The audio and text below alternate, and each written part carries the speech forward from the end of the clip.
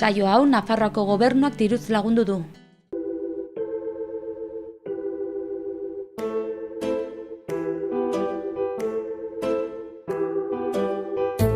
Eta hurbiletik saioarekin aurrera jarraituz, gaurkoan Beatokiko zuzendariarekin egoteko aukera izanen dugu, Garbine Petrieti, arratsaldeon eta ongi etorri Xaloa telebistara. Eskerrik asko. Bueno, konta iguzu, hementxe zerrenda luzea daukagu hurbiletik saio honetan, beraz ongi ezagutzeko aukera izanen dugu, pixkatxo bat behintzat bai, esa iguzu nondik zatozen, ze herritan jaio zinen. Arbizun, Sakanako Arbizu herrian jaiotakoa naiz. Bueno, jaio Iruñan, orduan ekartzen zituzten erditzera Iruñara, gaur bezalaxe, baina Haurtzaro guztia Arbizukoa. Arbizukoa naiz eta bertan bizi naiz momentu honetan. Bai. Osongi, beraz Sakanaldean, ongi ezagutzen dudan terrenoa.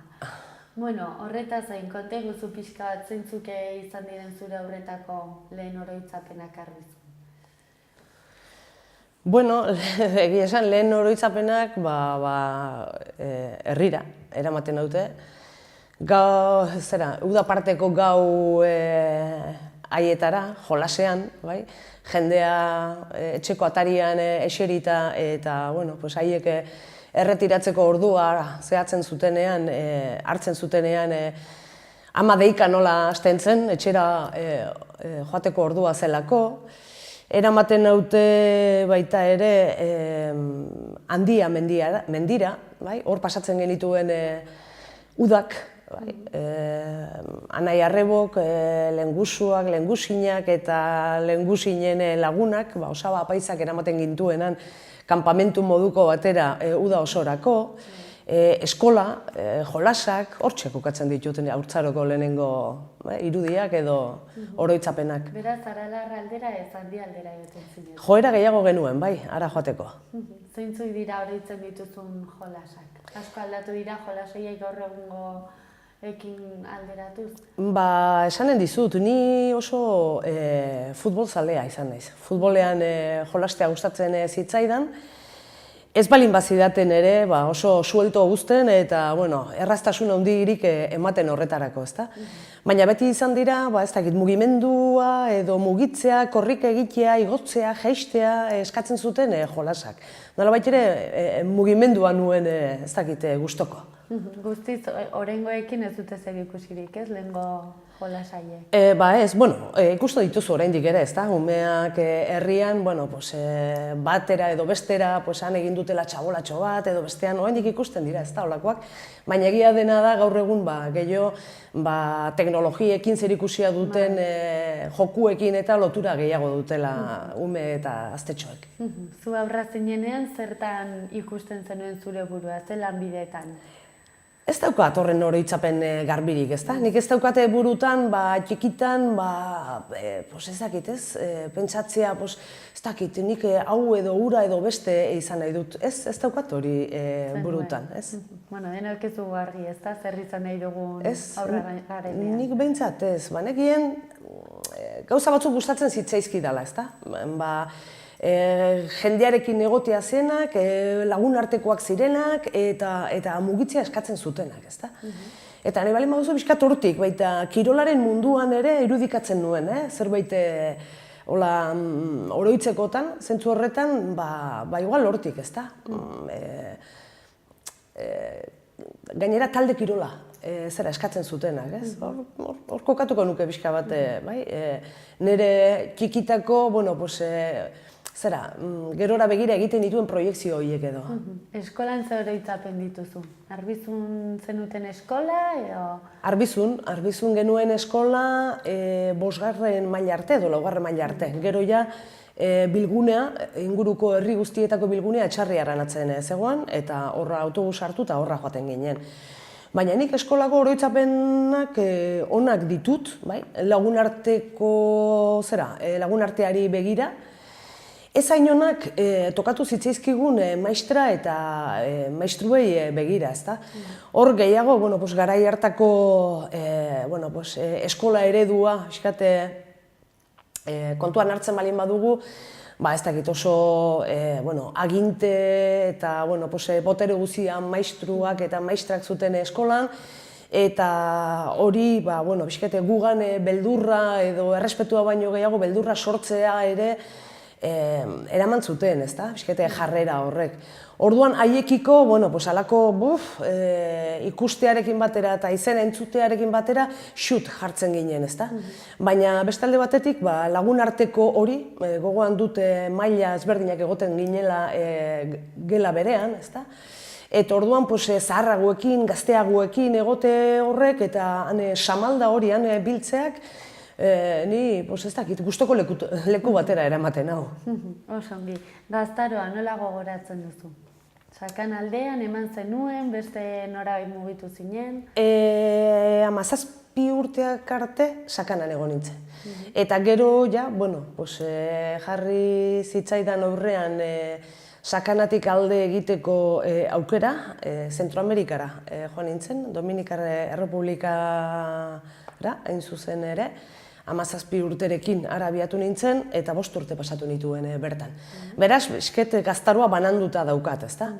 Esan dezaket, 17 urteak arte arbizun, gero 17 urteetatik 22 urteak arte Zentroamerikan edo Hortamerikan egon nintzen, torban urte horiek nolabait ere, ez ditut hainbeste gaztaroko zerekin jardunarekin eta lotzen. Han ikastera joan nintzen, ikasketei heldu nion serio, behin bukatutakoan eta bueltatzeko unea iritsi zenean, ez nuen bideo hori hartu, bertan geratu nintzen, eta 22 urterekin bueltatu nintzenean, bizkat orduan hemengo gaztaroari edo lotutako aktibidadiekin edo jarraitu nuen nolabait, ezta? Orduan bizkat banandurik edo bizitu izan dudanaren sensazioa daukat. 22 urterekin ere itzuli zinenean, ze testu inguru zegoen, Nafarroan?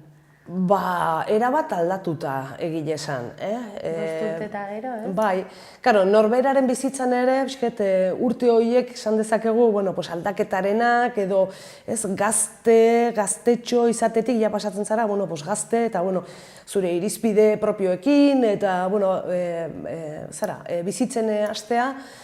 Orduan aldaketa dezentekoa izan zen, ez da, gogoratzen dut, bali mauzu anekdota moduan. Musika taldeen izenak. Itzuli nintzenean, 5 urte horietan musikaren munduan sekulako aldaketa izan zen hemen Euskal Herrian, eta izenak bakarrik nola harritzen ninduten, ez da. Orduan, arras aldatuta aurkitu nuen, bai. Gazte errebeldea izan zara? Ez nuke esango errebeldea. Mugitua bai. Mugitua bai, eta bihurri xamarra ere bai. Baina errebeldea ez.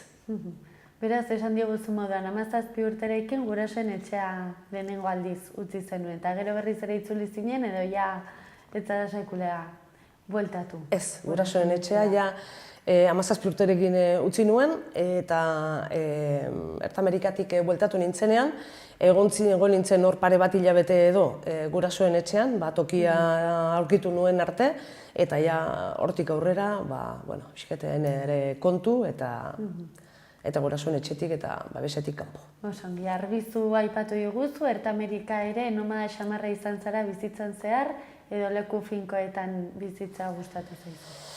5 urte horiek esan dezakegu nahiko esanguratsuak direla, ezta, adintarte horretan, gainera, orduan, han eman nituen, eta geroztik ona itzuli, eta mugitu naiz, bai lan kontuengatik, Uruguai partean izan gara, bai bestelako bidaien motak edo oporrak direla, edo, orduan, ez dakit, kanpamentu basean nolabait esateko Arbizun izan dut, baina mugitu naiz. Epe, luzeena hor izan da, epatu dudan hori, baina gero laburragoak ere egon dira. Eta iruditzen zait gainera, interesgarria dela munduari leku diferentetatik begiratzea, ezta?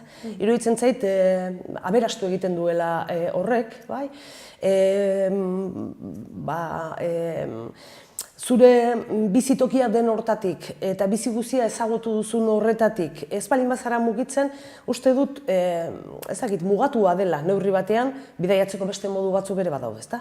Hor dago, irakurtzea ere iruditzen zait beste bidaiatzeko eta munduaren beste ikuskera bat izateko modu bat ere badela, baina uste dut denok albeit egin beharko genukela ariketa hori, ezta? Munduari beste leku batzuetatik begiratu eta horrek erakusten duelako, zurea alde batetik ne balin baduzu apreziatzen eta beste era batera baloratzen, baina baita ere, beste kultura, bizimodu, jende klase batzuk ezagutzeak uste dut aberastu egiten duela norbera. Askarritzen aldizu ez, munduaren punta nolakoa den jendea eta esan nahi dut, herritik atera eta ikustea mundu zabalean zen nolako desberdintasunak dauden alde batetik bestera. Hori da, bai. Zein ezberdinak izan gaitezken, eta aldi berean zein berdinak izan gaitezken, ezta? Ze bizi modu, ze pertzepzio, ze munduari begiratzeko era ezberdin dauden, baina aldi berean zer antzekotasuna daukaten pertsonak, edo pertsonok oro har, dauzkagun kezka eta preokupazio eta bizitza aurrera ateratzeko beharretan. Osan, ze ikasketa egin zenituen?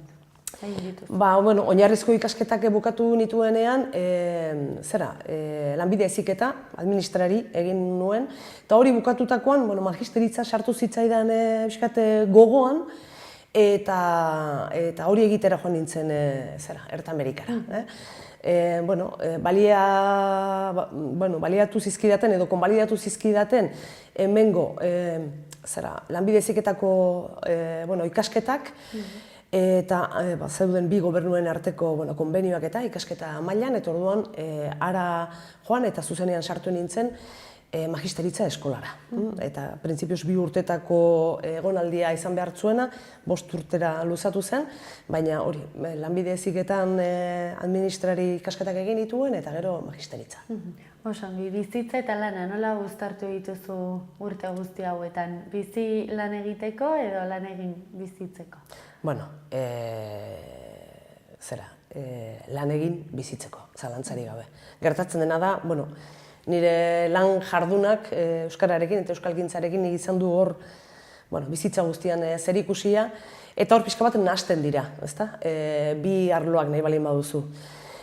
Harreman pertsonalak egiteko bidea eman dit nire lan jardunak, eta horre lagun asko eta handiak egin ditut. Oraindik egiten ere segitzen dut, jendea ezagutzen, eta uste dut, ez dakit ez. Bi planoak nahastu egiten direla nire bizitza osoan zehar, ezta? Lana eta bizitza pertsonala hortik kanpo baldin badut ere, neurri handi batean, nahasik bizi ditut. Behatokiko zuzendari moduan gustoko duzu zure lanbidea? Bai, gustokoa dut egiten dudana egitea. Eta esan dut, bizitza guztian mugitu naiz eta burutu du nire lan jarduna euskararen, euskalgintzaren inguruan, eta ez dakit beste ezer egiten. Orduan hor balin manago da, ongizadelako. Bai, eta sortzen badaukadalako lotura, nire bizitzako lotura nagusi eta indartsuenetako bat izan delako. Atal honekin bukatzeko adinarekin aurrera, bizitzarekiko ikuspuntua aldatuz joan zara, ala ez? Bai, zalantzarik gabe. Arraroa litzateke, ezta? Bizitza 17, 18, 20 urterekin ikusten duzun moduan bizi guztia perspektiba horrekin eta bizket ikuskera horrekin begiratzea munduari ez da ohikoa. Noski, perspektiba aldatu egiten da. Naiz eta nik uste dut nire baloreetan eta nire bizitza oinarritzen dudan zutabeak beretsuak izaten segitzen dute, ezta?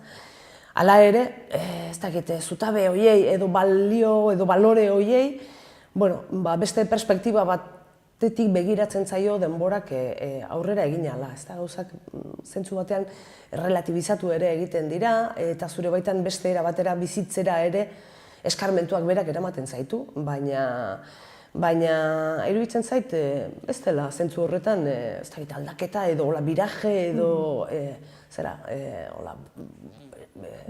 ahondirik eman nire bizitzan, hoi da.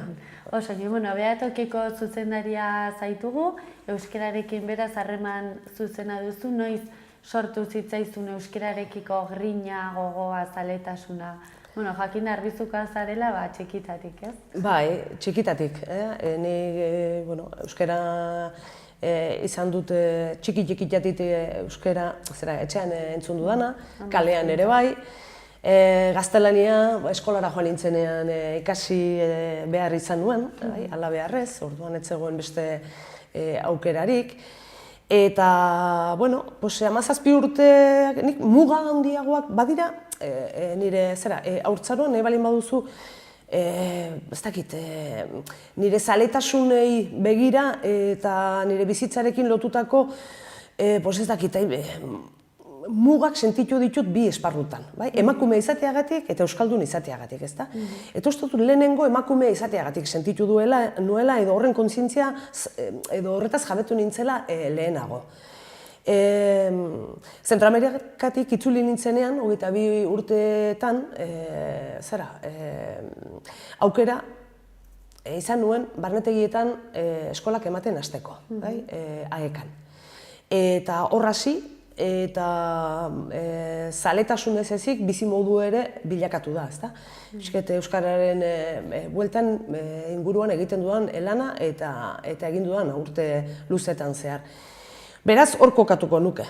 22 urte horietan, barnetegietan, 4 hilabeteko barnetegiak ziren orduan, eskolak egunero eman ez ezik gero ere gonbidatzen nuen jendea Euskal Herriko leku ezberdinetatik barnetegi hori egitera etorri zen jende asteburutan ere geratzen, eta nire asteburutako jardunarekin eta zaletasunekin eta lagunekin lotzen, hori ikusten nuelako zela bidea, ahalik eta gehien ikasle horiek aprobetxatzeko. Eta hortik aurrera nire egin dudan bidea euskararen normalizazioan eta euskarak bizkat eta euskaldunon eskubideen bueltan lan egitearena. Beatokira noiz iritsi zinen, ze urtean? 2010 urtean, hortaz, 6 urte paseak. Nera 6 urte hortxe landalan. Bai, 6 urte, egia esan zera ezberdinak, ez da, izan ditut. Bai, 7. gertuago gaude, 6. baino, jada, ez da.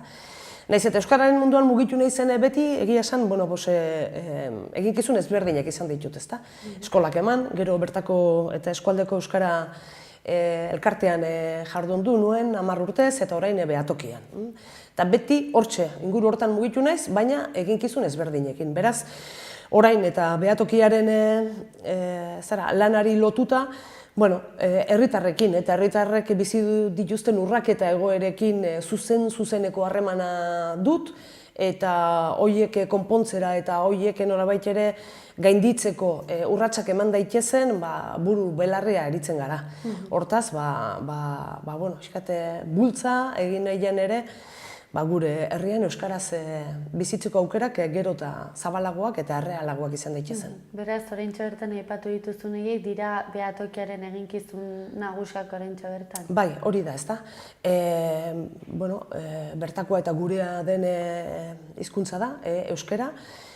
Askotan eta modu ezberdinetan esan du jendeak euskaraz bizi nahi duela, horretarako zailtasunak daude. Eta zailtasun horiek gainditzera bideratzen du bere lana nagusiki Beatokiak. Herritarrei laguntza eskaintzen die hori zehatzeko. Errealitatean,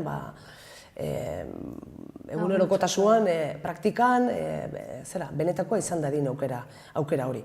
Horrekin batera, herritarrek helarazitako bizipen horietan urterik urte egiten du Beatokiak nolabait ere hizkuntza eskubideen egoeraren diagnosi bat edo nolabait argazki bat eskaintzen du, ezta? Eta hizkuntza eskubideen ikuskera ere, edo hizkuntza eskubideen gure eta Beatokiaren ikuskera zein den ere zabaltzen du. Orduan, 3 zutabe nagusi horietan oinarritzen du gaur egun behatokiak bere lana. Zer nolako bilakare ikusi duzu euskarari dagokionez 6 urte hauetan adibidez behatokian zaudenetik? Karo, segunetan nondik begiratzen diogun, ezta? Edo non jartzen dugun fokoa. Euskararen egoera oro har, bueno, jarri dezakegu betikoa, ezta? Botella erdian eta ikusi erdi beteta, erdi hutsik. Iruditzen zait, azkeneko 30, 40 urtetan aurre urratsak edo pausoak eman direla, hainbat arlotan ahalegin handia egin dela, esaterako hezkuntzan, komunikabideen arloan, herritarrek proiektu asko eta ezinbestekoa jarri dituztela abian, eta horrek ekarri dituela, batez ere, hainbat aurrerapen, batez ere, gero eta jende gehiago ezagutzen du euskara, eta nagusiki hezkuntzaren arloan egintzen, orain dela 30 urte, 40 urte, ahalegin handi bat, ezta? Horrek bere emaitzak ekarri ditu, eta aurrera urratsak ukaezinak dira, ezta? Kontua da, eta aurrera begira, pixket oraingo aurre urrats horiek oraingo erritmoan ematen balin badira, ez dakit, 150 urte beharko ditugula, hori baikorri izan da, ez dakit, normaltasun batera edo ekartzeko euskararen egoera. Beraz, iruditzen zait, ez dakit, neurri ausartagoak hartu beharko direla, eta zer esanik ez Nafarroan, hasi, hizkuntzari egiten zaion aitortzatik, eta horre bete-betean Baskontziaren legea jartzen zaigu, erdigunean, segunetan non bizi garen eskubide ezberdinak eta bat erez etortzen dizkigun lege hori iruditzen zait izugarri baztertzailea dela, hainbat euskaldun ikusezin egiten dituela, eta urgentia dela, Nafarroaren kokatuta, urratsak ematea lege babese aldetik, ezta. Eta gero, badakigu hori ere ez dela nahikoa. Beste autonomia erkidegoan adibidez lege babesa badu hizkuntzak, baina hori ez da nahikoa gero praktikan euskaraz bizitzeko aukerak errealak izan daitezen. Jarri behar dira baliabideak, egin behar dira plangintzak eremuz eremu, aitorturik dugun eskubide hori praktikan erreal izateko, eta eremu ezberdinetan eman behar diren urratsak, hartu behar diren neurriak zehazteko. Eta gero plangintza horiek ejekutatzeko nolabait ere, baliabideak behar dira, ezta? Bitartekorik gabe ezin da. Neurri esanguratsu eta eraginkorrak izango direnak hartu eta aurrera eraman. Orduan, baliabideak denetarikoak, bai giza baliabideak eta baita tresna aldetik ere eta baita ekonomikoak ere. Neurria ausartak aipatu dituzu, zer egin beharko litzateke adibidez Nafarroaren kasuan euskararen normalizazioak aurrera egiteko edo betetzeko? Badago, eta aipatu dut, ezta? Uste dut, Baskontziaren legea gaur egun mugak, ikustezin diren mugak jartzen ditu edo Nafarroa osoan, ezta? Eremu batean, bigarrenean eta hirugarrenean. Inbisibleak dira, baina praktikan egunerokotasunean eragin handia duten mugak dira. Muga horiek desagerrarazi behar dira. Eta horrek esan nahi du, Baskontziaren legea izatetik, euskararen legea izatera pasatuko den lege bat behar dugula. Eta herritarrek bizi diren tokiaren arabera sailkatu gabe eskubide guztiak herritar guztiei aitortuko dizkien lege bat behar dugu. Eta gero, tokian tokiko neurriak hartu beharko dira. Eta lehen aipatu ditudan plangintza horiek ez dira berdin izanen faltsesen edo eta ez dakit saldia zen, nahi balin baduzu, edo Baztanaldean edo Iruñan. Baina herritarrak bai? Eskubideak berberak izan behar ditu. Imaginatuko genuke beste arlo batera eraman da nafartarren egoera hau izatea, alegia, ez dakit. Berriki eta okurritzen zait, abortatzeko eskubidea onartu du Nafarroako legeak. Normala irudituko litzaiguke eskubide hori, aitortzea emakumei bizi diren tokiaren arabera. Iruditzen zait, ez dela beste inongo eremutan gertatzen, eta Euskaldunon edo Euskaldunoi aitortzen zaizkigun eskubideetan gertatzen da. Orduan, hori iruditzen zait urgentea dela eta ezinbestekoa. Eta hortik aurrera aipatu dudana. Plangintzak, osasun zerbitzuetan, zer egin behar da hurrengo urteetan herritarrei osasun asistentzia euskaraz bermatzeko. Administrazioak oro har eskaintzen dituen zerbitzuetan ze urrats eman behar dira. Sakan aldetik, bastan aldetik, tafaila aldetik, zentralizaturik Iruñan eta Iruña herrian zentralizaturik dauden zerbitzu horiek jasotzera etortzen denean, horiek euskaraz bermatzeko ze urrats eman behar dira. Hori da, eremuz eremu plangintzak egitea. Eta gero plangintza horiek martxan jartzeko baliabideak eta errekursoak eskaintzea. Hori da bidea. Osangi. Bueno, egindako ibilbide guzti honekin zenolako barruko sentimenduak sortarazten zaizkizu? Bai, nik uste dut bizitzak bere dituela, ezta? Ari zaren lekuan arituta ere, sentipen, bizi, gazi gozoak nahi balin baduzu, ezta? Denetarik daude. Zenolako satisfazioa eskaintzen du edo sentitzen duzu pertsona batek euskaraz ikastea erabaki duenean eta, zuk prozesu horretan, edo prozesu horren parte izan zarenean, eta gero ikusi urtetara elkartu berarekin, eta ikusten duzunean, aurrera egin duela, bukatu duela prozesu hori, eta gaur egun euskaraz bizi dela, ezta? Satisfazio maila handia da. Eta gero beste alde batetik, eginkizun ikusten duzun horretan guztietan, aurrera egiteko aukerak mugaturik izatea, horrek beste batzuetan, ez dakit frustrazio maila bat ere sortzen du, ezta? Orduan, denetarik sensazioak eta sentipenak oso, ez dakit, barne satisfazio maila handia eskaintzen dizutenak eta beste alde batetik frustrazioa sentiarazten dizutenak ere.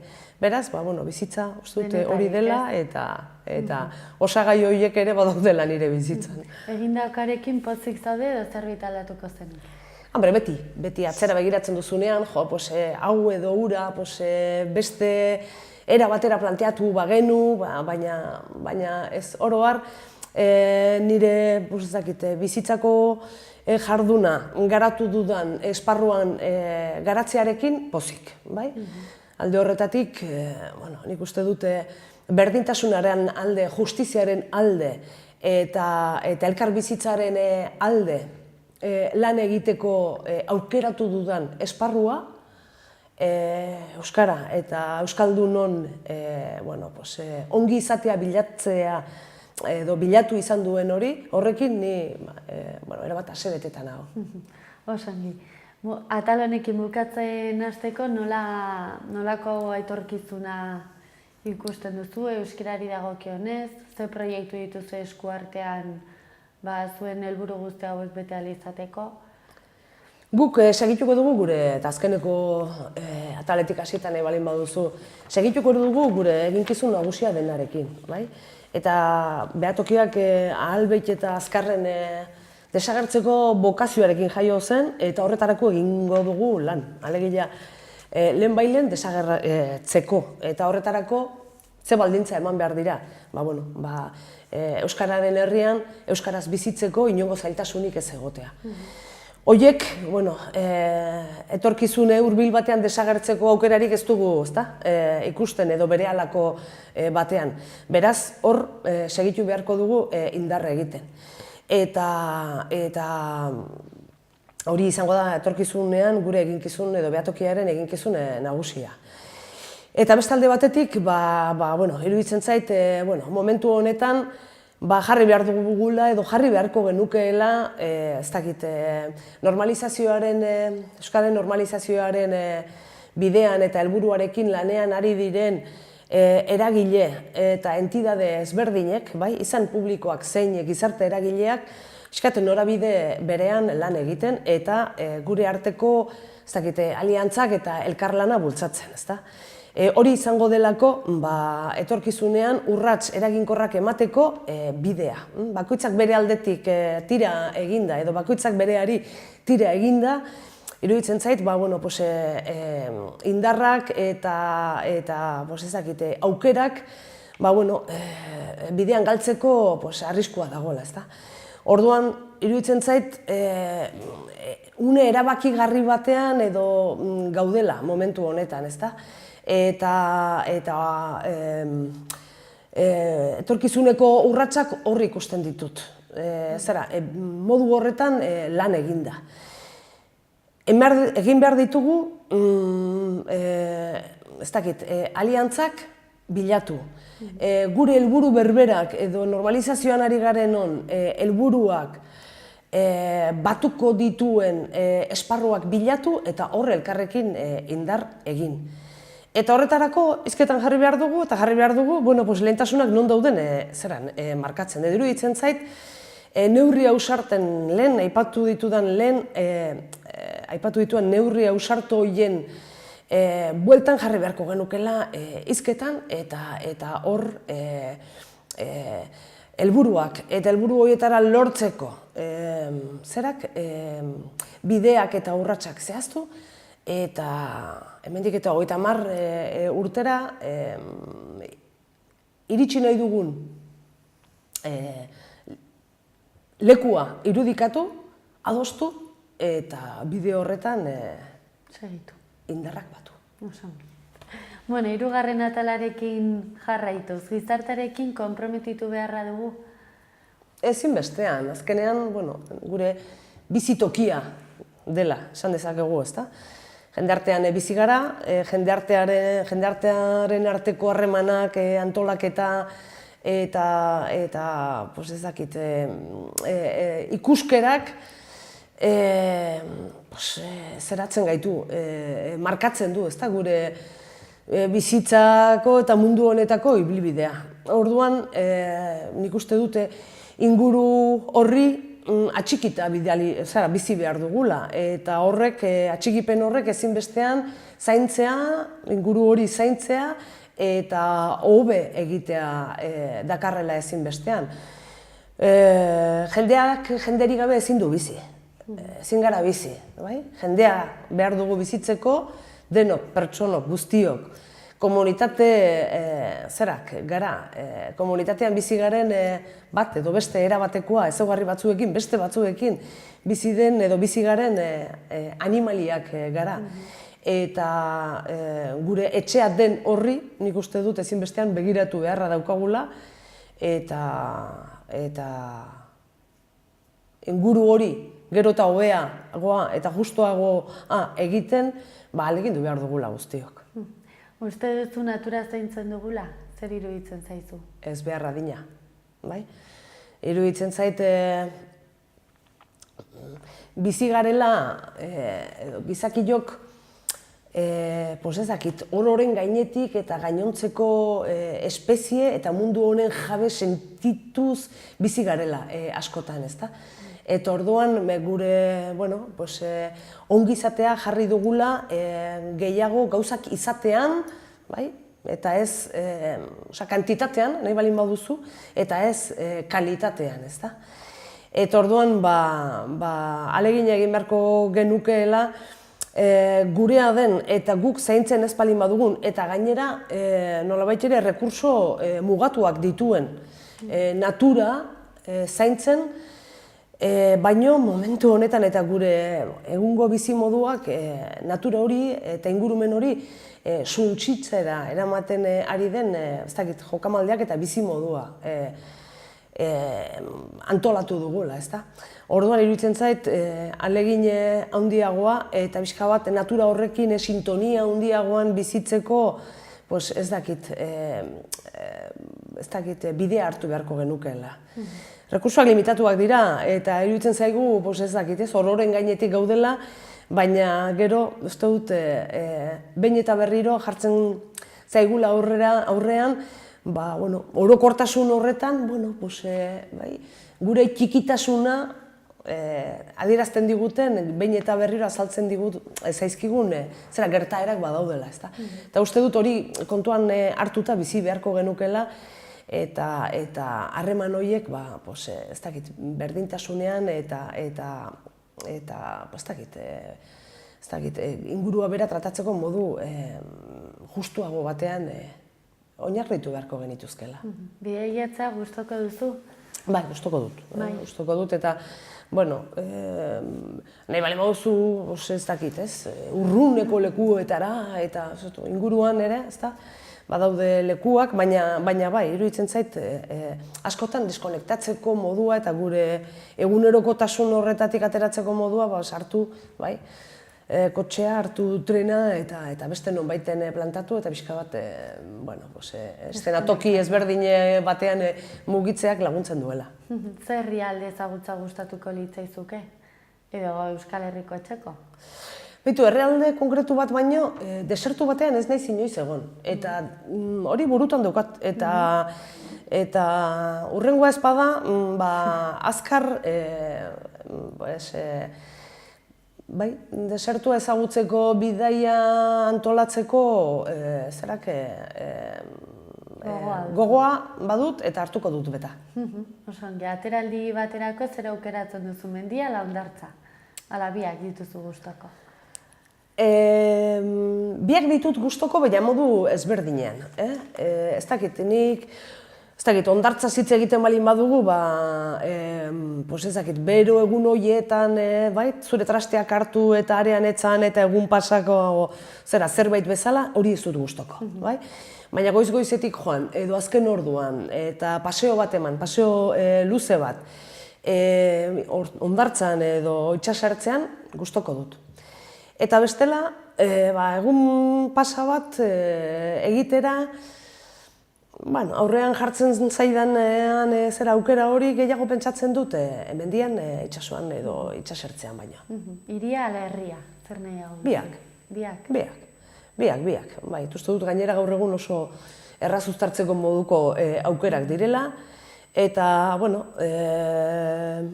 bizitokian ebali moduzu herrian, baina, hirira, sarbide erraza duen aukera bat, hola tartekatuz, horren alde. Mitozalea zara? Ez, bat ere, ez dut horrela.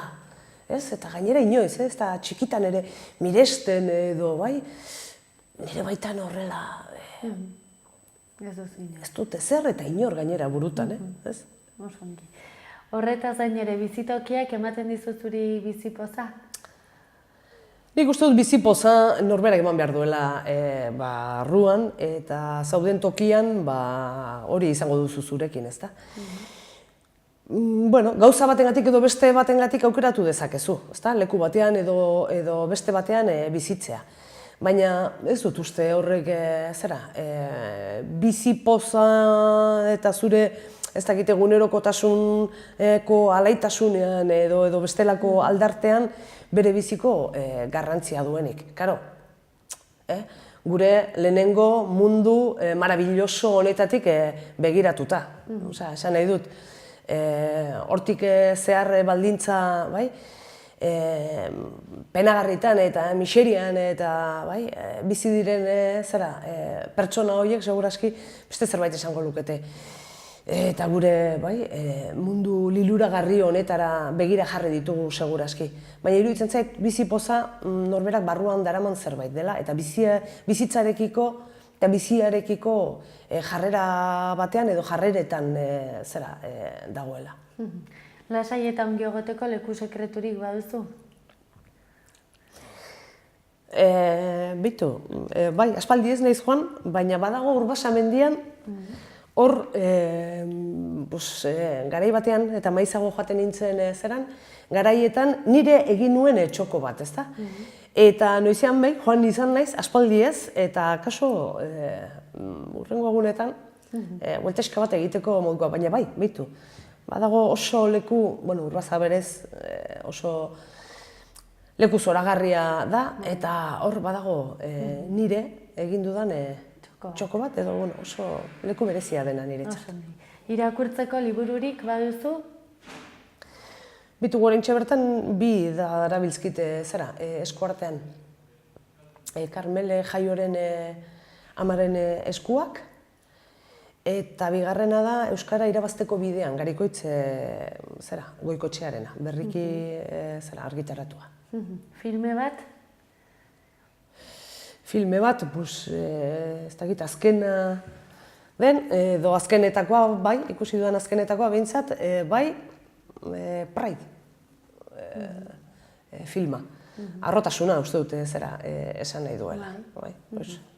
Eta gustoko izan duzu? Bai, oso, bai, iruditzen zait, realitate sozial ezberdinak uztartzen dituela eta gainera humorearen bidez eta oso gustore ikusi nuen filma izan zen. Oso, kontutan hartuko dut. Horretaz gain, harremanak lantzeko modua, hirietan, herrietan desberdintasunak ikusten dituzu, biak gustoko dituzula aipatu diguzu?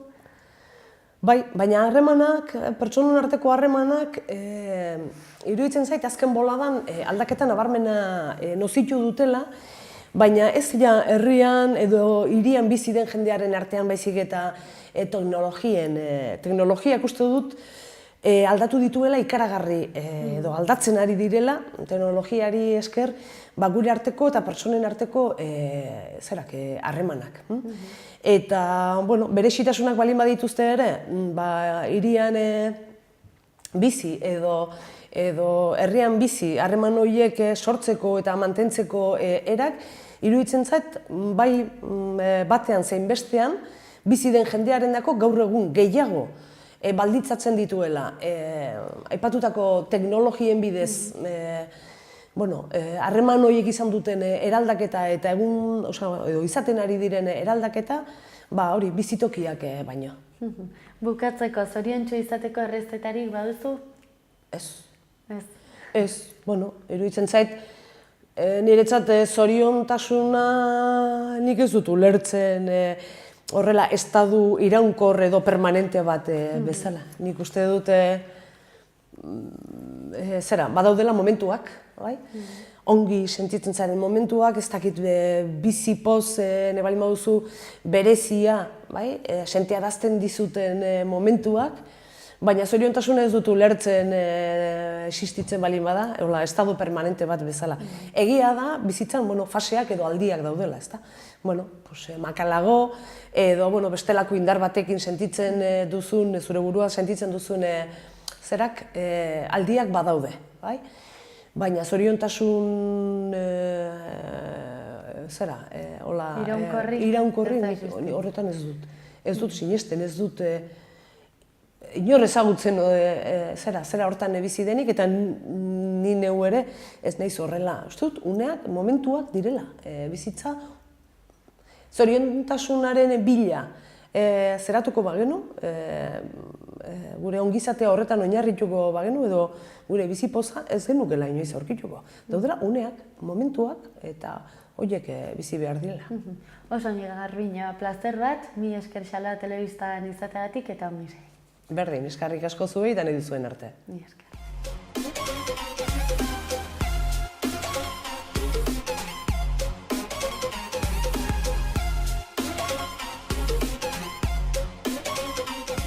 Ni Patricia Perales naiz eta tokiko ekonomia jasangarriko zinegotzi delegatua naiz. Eta tokatzen zait Arrotzapea auzoan egotea. Ez da nire auzoa, ni Txantrean bizi naiz, baina egia esan da denbora pilo bat ematen dute Arrotzapean. Nire etxe ondoan dago eta hainbat gauza egitera joaten naiz auzo honetara eta azkenean erabaki nun gustoko dut auzoa eta erabaki nun auzo honetan, bueno, pues, ni ordezkari izatea. Ba, bueno, azkenean niri askoz gehiago gustatuko litzaidak egitea, baina, bueno, pues, hemengo erritmoarekin azkenean, bueno, pues, denbora gutxi geratzen zaigu auzoetara joateko, eta, bueno, nik uste dut esfortzu handia egin behar dugula gehiago, bueno, ez, auzo honetara jeisteko. Baina, bueno, gure lana bereziki da, bueno, auzoen beharrak bueno, pues, ezagutzea eta bueno, udaletzera ekartzea. Hau da, bueno, guk helbide badugu, posten bidez jasotzen ditugu eskaerak edo bueno, auzokideek ere deitzen digute eta bueno, hobetu beharren kontuak helarazten digute eta bueno, gu gero pues, hemen udaletzean pues, dagokion arloari pues, helarazten diogu behar hori edo arazoa edo dena delako. Ba, bueno, gustatuko litzaidake denbora gehiago izatea eta hori esan dudana, ez, gehiago jeistea, baina, bueno, azkenean pues, hemengo erritmoa oso azkar doa eta denbora gutxi geratzen zaigu. Egia esan da, bueno, pues, gaur egun badugu ja ohitura hori, pues, e-posta erabiltzea, telefonoz eta bueno, hainbat eskaera eta telefonoren bidez edo e-posten bidez jasotzen diren, beraz, bueno, prozedurak bueno, azkartzen dira, ez. Gero hor daude bueno, auzokoekin egindako bilerak, iaz hasi ginen eta komentatu genuen askoz gehiago egin behar zirela eta bueno, pues, imaginatzen dugu hemendik aurrera, Gabonetatik aurrera denbora gehiago izatea zuzen egoteko auzoekin eta hainbat eragileekin bildu ahal izateko. Bueno, ba, nik esango nuke auzo bizia dela, ez? Bueno, niri asko gustatzen zait eta nik uste dut auzo atsegina da, ez? Bizi ahal izateko.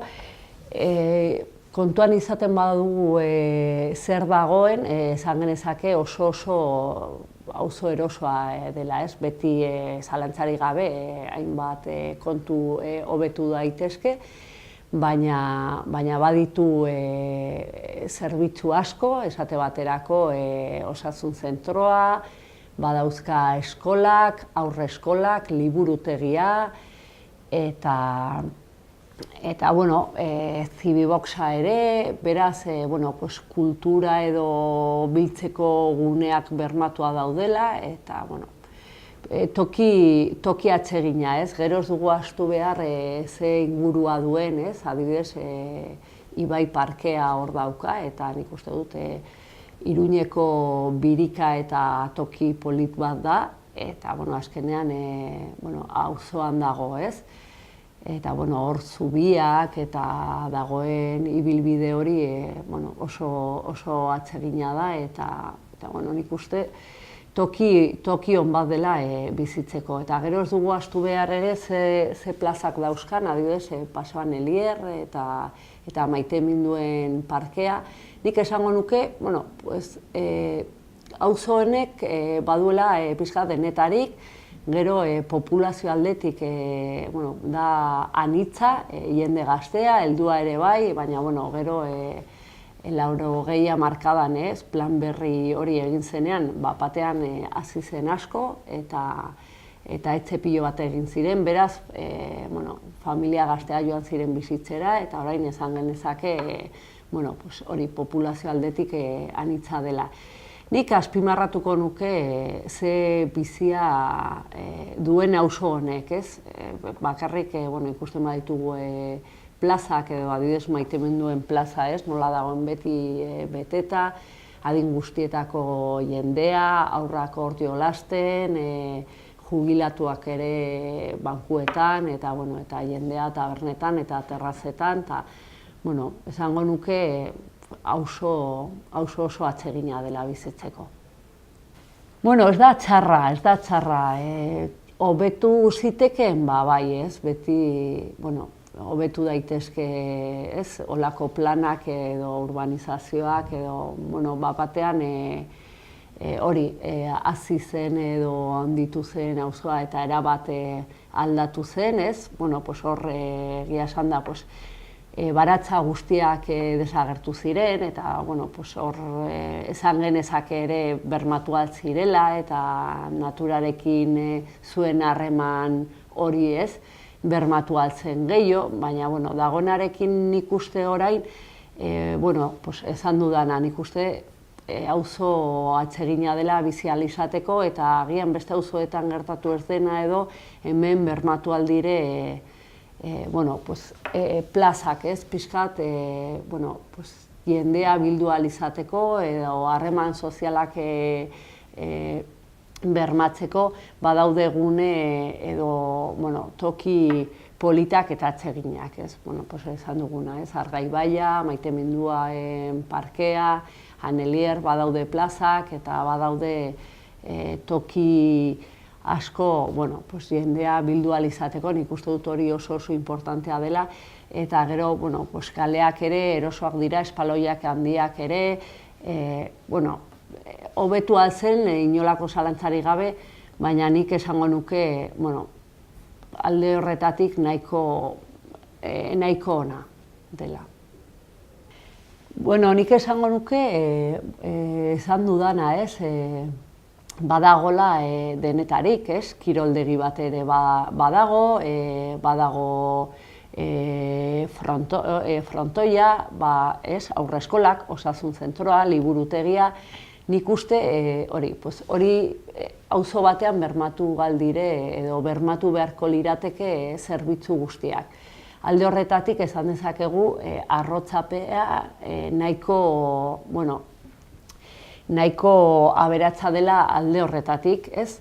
Bai esan genezake, bueno, gaztendako toki berezi bat falta dela, gazteleku bat edo, ez? Zibibox badago, egia esan da, baina, bueno, horre hainbat jarduera egiten dire, baina gero, hainbat jarduera pixkat, bueno, eragilek planteatzen dituztela jarduerak egin alizateko arazoak dituztela, hori egia da, badute karbonila, ez? Bada toki bat, hola nahiko, bueno, auzoendako toki naturalena, baina, bueno, pues bada toki txiki bat eta ez zaie geratzen, bueno, pues ez zaie asetzen, ez, dagoen beharrei.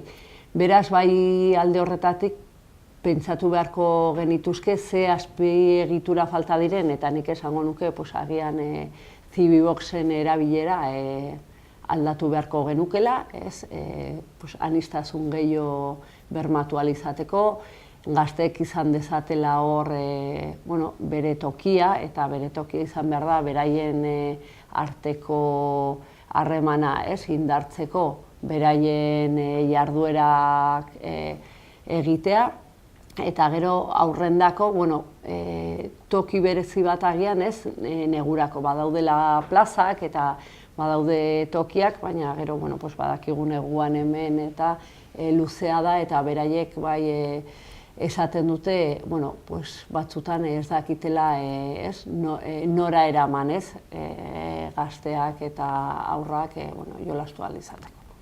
Bueno, nik uste, bueno, alde honena nire ustez da, bueno, anitza dela, ez? Populazio aldetik alde batetik, eta gero esango nuke, bueno, azpiegituraren aldetik ere baduela denetarik, beraz zerbitzuak badaude auzoan eta auzo honek badu bizitza, ez? Joaten bagara hortik paseatzera, ikusten dugu, bueno, badaudela tabernak, badaudela parkeak, badaudela zerbitzuak, eta horrek ematen dio autonomia auzoari eta bueno, jendeak nik uste baduela, ez, auzoan egiteko denetarik, eta hori da guk bermatu behar duguna, ez. Beste aldetik ere, komertzio ere, pues, bueno, badu bere indarra, badu bere zonaldea ere eta oinarrizko gauzak erosi ahal izateko jendea ez dela mugitu behar, hori guretzako ere positiboa dela, liburutegia ere, eta gero hor badago museo bat, ez da bakarrik auzoendako, hiritar guztiondako dela, baina horrek ere errazten du besteen bizitak, beste auzoetako bizitak ere bermatzen direla, eta gero kokalekuan ikuste dut oso ona dela, badu dena, Alde Zaharra dauka oso gertu, gero badu ere ibaia, eta nik uste dut pasoak eman alizateko ere, txirrindulasera ibiltzeko, kirola egin alizateko, baditu ere tokiak errazten duena. Beraz, alde horretatik nik uste nahiko auzo aberatsa dela. Auzo honek obra nahiko auzo berria dela, beraz, obra handirik ez dira egin behar momentuz, ez da aurre ikusten, bai badago eskaera bat, eta da futbol zelaia konpontzea, aurten konpondu nahi genuen, baina zoritxarrez ditugun lehentasunekin ezin izan dugu asetu behar hori, eta hori izango litzateke momentu honetan lehentasuna, bai aurten inbertitu dira hainbat obretan, baina izan dira obra txikiak hor, egiten duguna da, hor dagoen jendearekin, herritarrek eskatzen dizkigute bereziki obra txikiak, hau da espaloiak adibidez jeistea, edo zebrabideak istripu daudenean aldatzea, edo olakoak, eta olakoak aurten bai aldatu dira. Badira auzoetan edo parketan egon daitezken arazo txikiak bai konpondu dira, baina obra handiak ikusita auzo berria dela ez dagoela aurre ikusirik. Bai, orain ahaztu dut, baina esan behar da, auzo honek badauzkala 3 aurreskola, bat oso zaharra da, eta aurten aurrekontuetan aurre ikusi egin dugu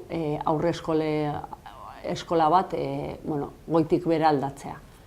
Orain ez ditula bete behar diren araudiak, eta momentu honetan ez dago modu honean hor zerbitzua on bat emateko, eta bai, gure ustez, olako oinarrizko zerbitzuak, bai osasun etxeak, eskolak, liburutegiak eta aurreskolak bermatu behar dire, saiatu behar dira gutxienez auzo guztietan, eta dagona modu honean mantendu.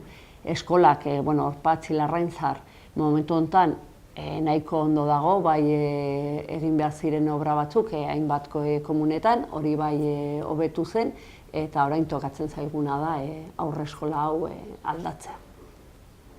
Hemen nik uste erronka nagusiena da dauden tokiak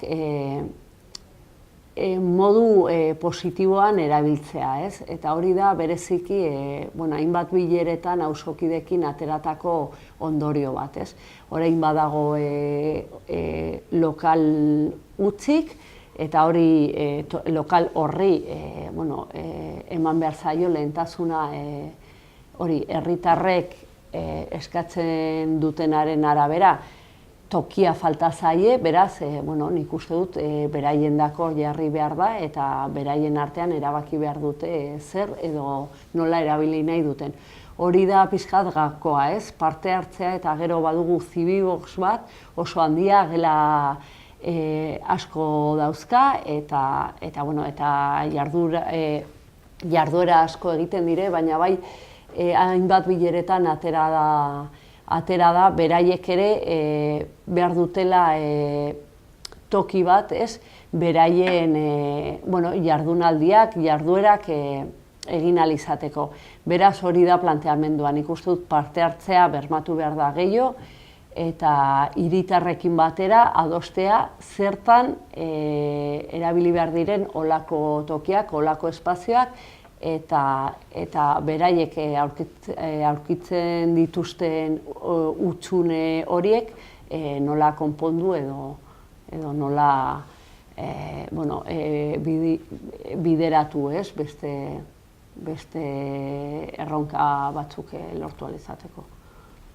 Bai, nire ustez toki oso ona da, ez? Esan dudanarengatik, kokapena nire ustez bikaina da, ez? Badu ibaia ondoan, badu kriston parkea hor, ibai parkea arrotzapean dago, eta hori da kriston birika, beraz da toki bat kirola bermatu ahal izateko, eta paseoak emateko, edo guneakola lasai egoteko, irakurri ahal izateko, nik uste, hori, toki bat baldin badauzka bermatuak zerbitzuak eta kasu honetan badauzka, gero olako gune naturalak ere, eta Arantzadier hor ondoan dauka ere, eta badakigu orain asko erabiltzen ari dela, eta arrotzapeako jende asko ere badauzkala hor baratzak eta zerbitzuak eta plaza handiak, eta nik esango nuke toki oso ona dela bizitzeko, eta lasaia, eta dena duelako, ez.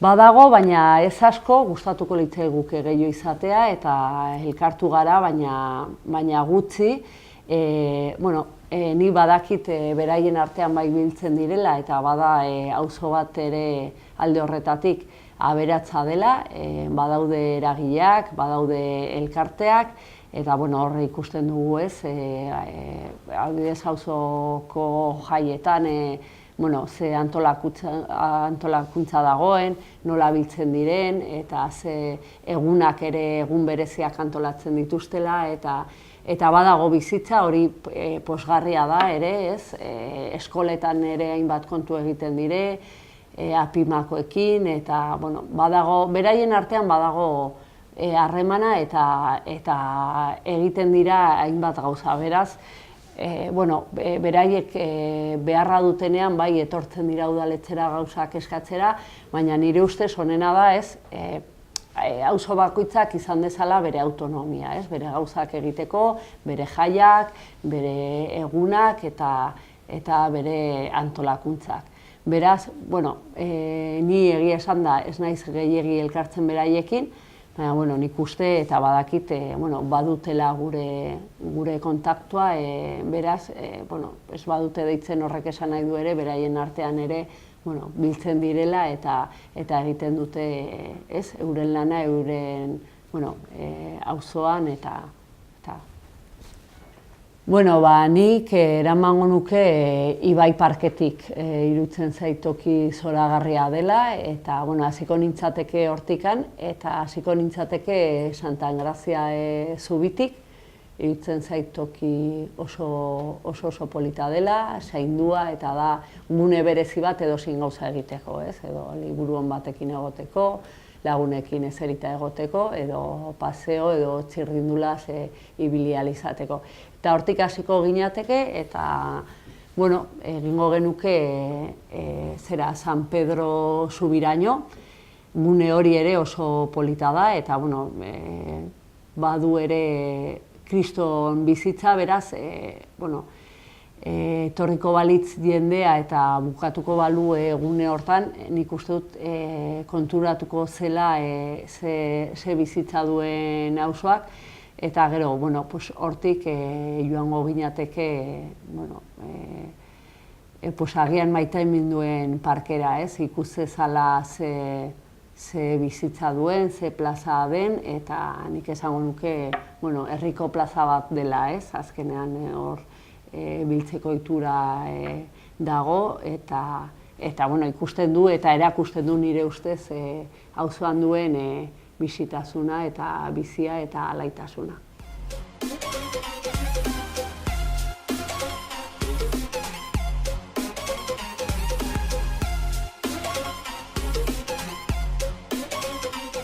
Munduko parkea.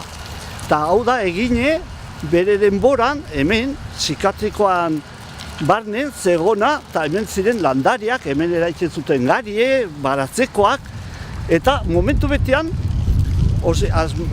dena zegoen gaina ez paetak hemendik ezateratzeko. Eta momentu betean induzutena zen, hori hau zabaldu, eta hemengo, zaudenak hemen barnen, zuten aukera ateratzeko kanpora eta ibiltzeko auzoan.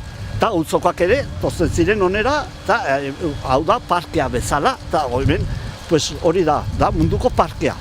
Eta da, parkean alde bakotxeko landariak eta daude hori patuik, eta hori da, hau zen lehenago zikoatikana eta guain ere, baina denak egotik gara hemen. Jubiletuen tokia. Eta hau da, gainera, auzoak eamana hori jartzen du hor, klube berege egiteko. Eta orden hemen daude, eta tokia hau da, auzoan, auzoan beranak. Eta hemen daude, eta badamazkitea, kasik auzoa inzenetik, eta badire, urte zailbet, eta hemen zegin zaute. Eta hemen daude, hori inguruntako, hori jubiletuek, tozten dire honea, bere muz egitera, eta hori, hemen pastaute atxaldiak. Hau, tokia ere da, auzokoa. Eta orden utzi zuten, hori mutiko txikiek jolasteko. Ja, mutikoa txikioiek hasi ziren handitzen, eta ja, dire asko handiek, izendu dire Nafarroko txapeldunak, hor daude atzi hortan, izendu direnak urte askotan, taldea ere, atzeneko urteetan izendu gara, eta lehenago ere, beste urte batzuten ere, atera dide txapeldunak. Hemen, biltzen gara, atxaldero, eta ematen diot hori, erakusten dute jolasten, eta, gero nahi dutenak jolastu, itxaute, taldean sartzen dire, eta jolastaute, eta batzuk hori, hor kusten da, atzeneko gaztena, 16 urtekin izendu dute Nafarroko txapeldune, ere. Eta, izendu dire hemen, Espainiako txapeldunek, hori juvenilietan, 10 urte dutenak, eta, atera dire hemen jende ona, ez? Zeun utxik eta horren gazte batzuk eskatu zuten, eta horzatik ez dugu zerbait egiten. Eta, holako toki betean, zer, egin guain egiten dena bajera, edo, egin gauzon bat, dena, juergata ezala. Eta horren, hasiko gara xakiakin. Eta zitzire xakiakin, eta horren, bildu ziren hemen gazteak, eta, handik aurrera, ikesi zutena, zaitzen dute, eta hola da. Osa, 82 urtetik, onera, gero, ikesi zuteleik, zuten taldea, federatu ziren, eta, geroztia, txapelketa eta iten dute, eta inkluso berek ere iten dute txapelketak, kanpokoak etortzeko, eta, denetai, bada aurrera. Nafarroko txapeldunek izendu dena. Eskuinen dagona, hori, Gustavo, hori da, hemen ikesi ez duena. Bestainako guziek, hori, Juan Jesus Mindegia, honek ikesi zuen hemen, igual, 5 urtetik hasi zen. Gonzalo Monbilak honek ere ikesi zuen, atea zen urte batez. Hau da, Miguel Rada. Horrek ere arrun gazte izendu zen Espainiako, Nafarroko txapeldune. Hau da, Navarrete, honek ateaz 2 urtez, hemen ikesie, 2 urtez atera da Nafarroko txapelduna. Hau da, Unai Garbizu, da maizue, ez? Internazionala. Honek hori 6 urtetan izendu zen txapeldune. Eta hau da, atzenekoa, gaztetxoa, 16 urteki, izendu den Nafarroko txapeldune. Eta ere izendu zen Espainiako txapeldune 10 urtez behitikoa, ez? Bere denbora. Eta, Nafarroko txapelketak ebazitu denak, hori 10 urtez behitikoa, 12, 14, 16, osea, denak. Eta, hori dire, eta hau da taldea, eta talde honek, ja badamazki, hori, 8 txapelketa eginak, atzeneko 4. Xakia duena da, ikesi hauzu hori asmatzen, ze jokada egin behar duzun, eta besteak zer erantzun behar duen. Eta besteak erantzun behar duen nahi, zuk ere eman behar diozu erantzune ona. Hori, gazteak eta direnak, eskolan eta direnak, pues, da arruntona, zatik, behek ikesten ari direlaik, pues, indezaketeke berdin, ez? Erratea ditxo, bueno, nik egin behar duten erantzuna, bino, ongi ote dago, eta izetea, jakitea, erratea ditxo, pues bai, ongi da, nik asmatu dutena, eta lehenizkoan ez bat zaizu ateratzen, saietu behigo, eta hortarako, pues, da arruntona, eta hori du xakea ona, eta gero ere beste gauze duena da, kalkulua, ez? Zu erabakiak duzu, edetxo, nik etxe bat dut hau, behar indezake gauze hau, bino ez, hori bakarrik ez, indezazke beste, ez da izen bat gauze, eta denan dako opateak ditut erantzunak, ez?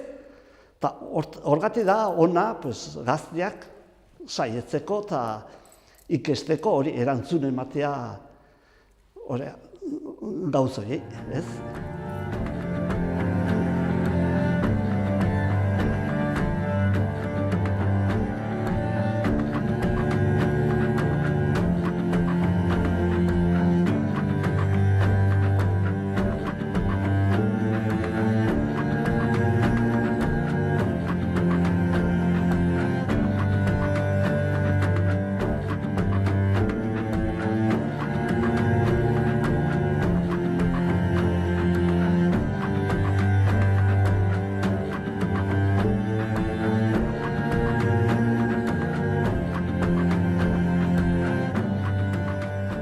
Txanterako liburutegia. Eta liburutegi hau da berri, lehenago zegoen hori Orbinan, Barnen, baina egin zuen udaletxeak hemen berrie, eta bueno, dago arruntongi, eta ja dago, eta bueno, gaina jende asko etortzen da, eta ongi dago.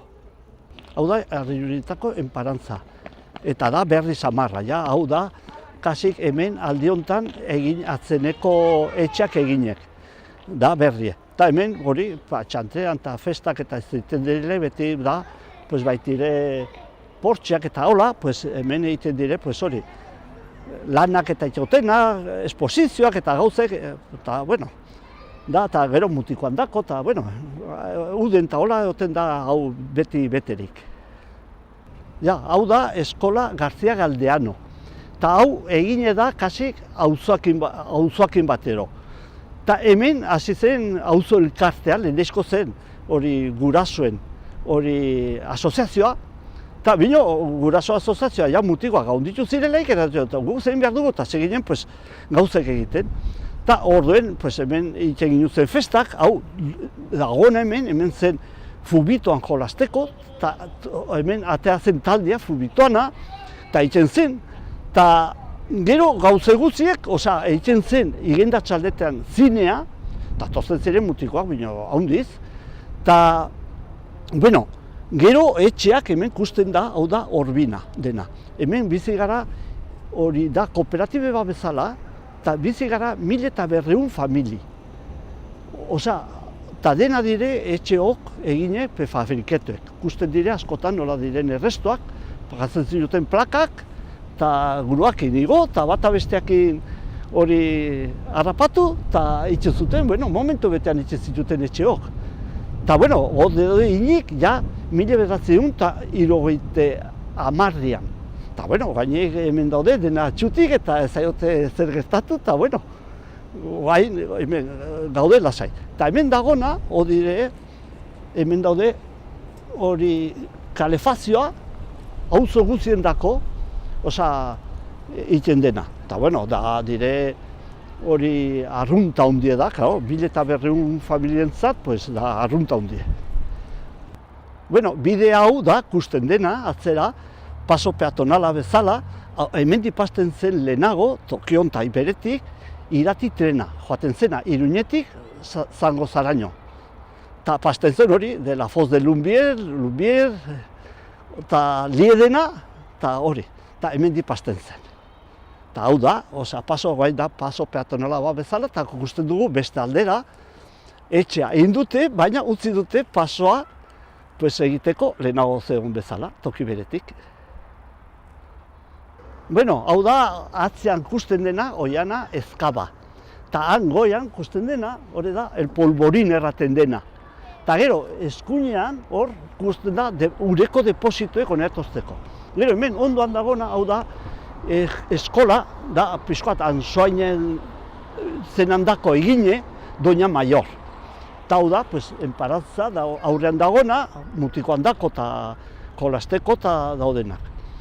Ta hemen ikusten da, hortik, hori iratitortzen zen bidea. Bueno, hau da, auzo elkartekoa etxea. Osea, hau da, hori Nafarroko gobernuek utzie, eta auzoko elkartea ezkaba, egoten gara hemen.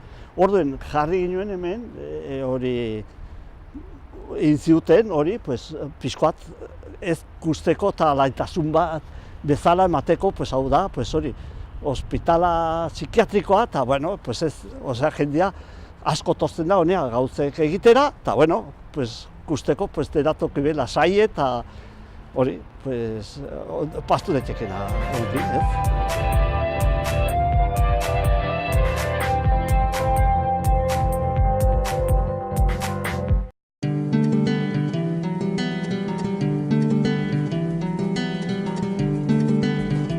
Saio hau Nafarroako gobernuak diruz lagundu du.